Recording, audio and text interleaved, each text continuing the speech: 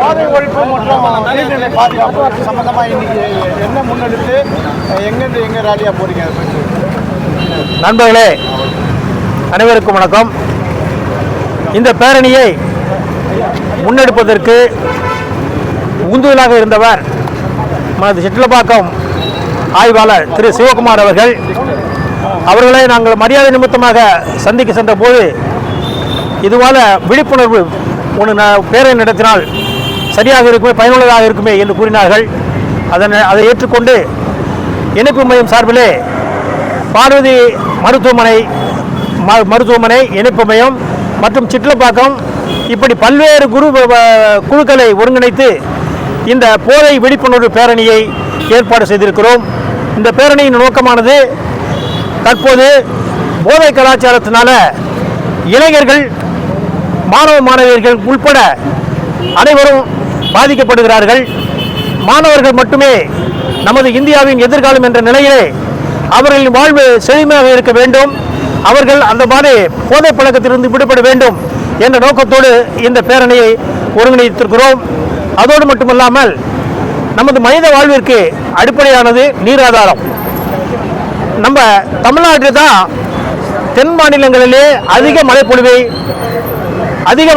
பெறுகிறது. அதிக மழைப்பொழிவை பொழிந்தாலும் கூட அதை பாதுகாப்பதற்கு, சேமித்து வைப்பதற்கு தமிழ்நாட்டில் அதிக ஏரிகள் இருந்தன. செங்கல்பட்டு மாவட்டமானது தமிழ்நாட்டிலே ஏரிகள் நிறைந்த மாவட்டம். இந்த ஏரிகளை இணைப்பதற்கு நீர் வரத்து கால்வாய், நீர் வெளியேற்றும் கால்வாய் போன்றவைகளால் அனைத்தும் இணைக்கப்பட்டிருந்தன. அப்படி இணைக்கப்பட்டிருக்கும் பொழுது நமக்கு நீர், ஒரு ஏரி நிறைந்தால் மற்றொரு ஏரிக்கு நீர் சென்று அந்த ஏரி நிரம்புவதற்கு வசதியாக இருந்தது. தற்போது நீர்நிலைகள் அனைத்தும் எந்த நிலையில் இருக்கிறது என்பதை நாம் அனைவரும் அறிவோம். அந்த நீர்நிலைகள் காப்பாற்றப்படுவதற்கு மாநில பசுமை தீர்ப்பாயம், மத்திய பசுமை தீர்ப்பாயம், உயர்நீதிமன்றம், உச்சநீதிமன்ற அமர்வு அனைத்தும் பல்வேறு தீர்ப்புகளை வழங்கியிருக்கிறார்கள், அறிவுறுத்தியிருக்கிறார்கள். அதன் அடிப்படையில் 2007ஆம் ஆண்டு தமிழ்நாடு அரசு ஒரு வழிகாட்டுதல்களை பிறப்பித்திருக்கிறது. அந்த வழிகாட்டுதல்களை பின்பற்றினாலே ஏரிகள் அனைத்தும் பாதுகாக்கப்படும். அவைகள் பின்பற்றப்படாத காரணத்தினாலே இப்பொழுது மழைக்காலங்களில் மக்கள் எல்லாம் கழிவுநீர் கலந்த தண்ணீரில் வாழ்வதும், மழை முடிந்த பிறகு ஜனவரி மாதம் முதல் வருஷத்தில் 6 மாதம் காசுக்கு தண்ணி வாங்கக்கூடிய ஒரு துர்பாக்கிய நிலையில் நம்ம எல்லாம் வாழ்ந்துகிட்டு இருக்கோம். இந்த நிலையை போக்க வேண்டும் என்று சொன்னால் நீர்நிலைகள் பாதுகாக்கப்பட வேண்டும். இப்போது ஒரு ஆராய்ச்சி என்ன சொல்கிறது என்றால், கூடிய விரைவிலே நீர் தேவைக்காக மட்டும் மாபெரும் புரட்சி வரப்போகிறது என்று கூறியிருக்கிறார்கள். இது நமது மானுட சமுதாயத்திற்கு மிகப்பெரிய பாதிப்பை உருவாக்கப் போகிறது. இதை உணர்ந்து உரியவர்கள் ஏரிகளை முழுமையாக பாதுகாப்பதற்கான நடவடிக்கை எடுக்க வேண்டும் என்ற வேண்டுகோளை நாம் இப்போது இந்த பேரணி மூலம் வைக்கின்றோம். தாம்பரம் மாநகராட்சி கட்டுப்பாட்டில் இருக்கிற ஏரிகளில் இந்த கழிவு நீரும் இந்த வெளியேற்றப்பட நீரும் சுத்திகரிக்காமல் சேர்ந்ததில்ல, அதுக்கு நீங்கள் கட்டணம் தெரிவிக்க, அதாவது ஏரிகளை கழிவுநீர் கலப்பதற்கு நாங்கள் பல முறை கடிதங்கள் கொடுத்திருக்கிறோம், பல முறை நேரில் சந்தித்து வலியுறுத்தி இருக்கிறோம். இது தாம்பரம் மாநகராட்சியை. இரண்டாவது பார்த்தீங்கன்னு சொன்னால், மாவட்ட ஆட்சியர் மாவட்ட நிர்வாகத்திற்கு பொறுப்பாவார். அவர்கள் அனைத்து அமைப்புகளையும் ஒருங்கிணைத்து அதற்கு வேண்டிய நடவடிக்கை எடுக்க வேண்டும்.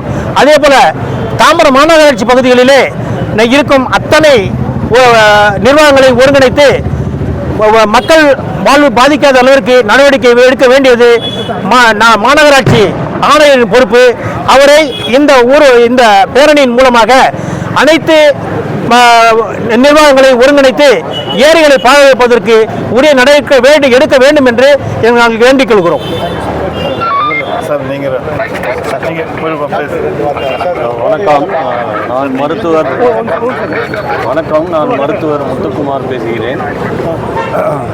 இந்த நல சங்கம் ஒருங்கிணைப்பு சங்கம், அதாவது ஃபெடரேஷனும் பார்வதி மருத்துவமனையும் சேர்ந்து நமது சிட்லப்பாக்கம் காவல் ஆய்வாளர் சிவகுமாரின் உந்துதலின் பேரில் இந்த போதை ஒழிப்பு விழிப்புணர்விற்காக இந்த ப்ரொசஷன் நடத்துகிறோம்.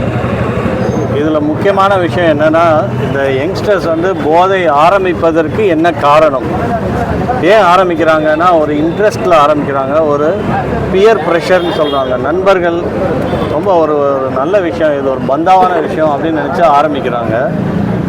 முக்கியமாக ஆரம்பிக்கும் போது தெரியாது, நிறைய பேர் வந்து தன் மேல் இருக்கும் நம்பிக்கையில் தான் ஆரம்பிக்கிறாங்க. ஆரம்பிப்போம், ஜாலியாக இருக்கும், ஆனால் எப்படி இருந்தாலும் நம்ம நிறுத்திடுவோம், நம்மளால் நிறுத்த முடியாதான்னு நினைப்பாங்க. ஸோ அதற்காக முக்கியமாக இங்கு மக்களுக்கு சென்றடைய வேண்டிய ஒரு செய்தி என்னவென்றால், say no to drugs at the first instance.